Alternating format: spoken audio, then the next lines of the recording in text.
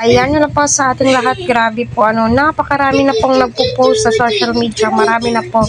Team Kalingap, Keyboys, Scouters ang naka-live. Update po sa baha, sa Bagyo. Grabe po talaga ang Kamsur, Naga, all parts of Bicol, Nueva Ecija. Grabe, naway Team EDSI kung saan man po kayong sulok ng Pilipinas na naway mag-ingat po palagi at magdasal naway safe po kayo. Di bali na po yung bahay gamit.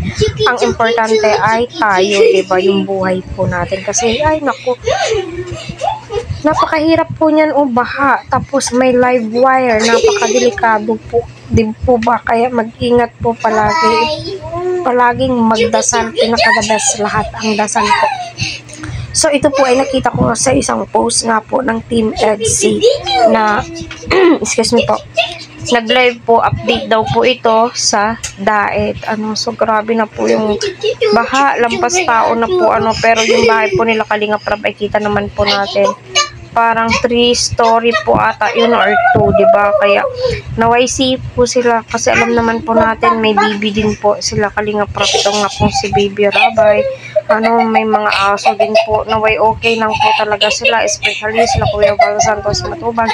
Ipagdasal po natin na humupa na po ang malakas na ulan at yung mga baha para sa ganun ay safe po talaga sila at naway okay din po itong sila Beyonce kasi nga po doon sinasabi ni Kuya Val Santos Matubang ay nirescue po nila sila Beyonce at saka sila Sir Reid Sane ay naka-live nga po ganina, nag-updates po sila sa mga kaganapan at marami nga po ang nagsasabi na okay lang daw po sila Beyonce kahit na malakas po yung tubig, malakas po yung ulan at hindi naman daw yan babahain dahil nga nasa gilid po sila ng dagat at hindi naman daw po mahangin, pero mas mainam po talaga na safety first kasi di po natin alam, baka biglang tumaas po yung tubig kasi usapang bagyo po yan, napakadelikado yung tsunami, may God din naman po hinihingi, pero pagdasal po natin ang kaligtasan po nilang lahat kasi mas okay po at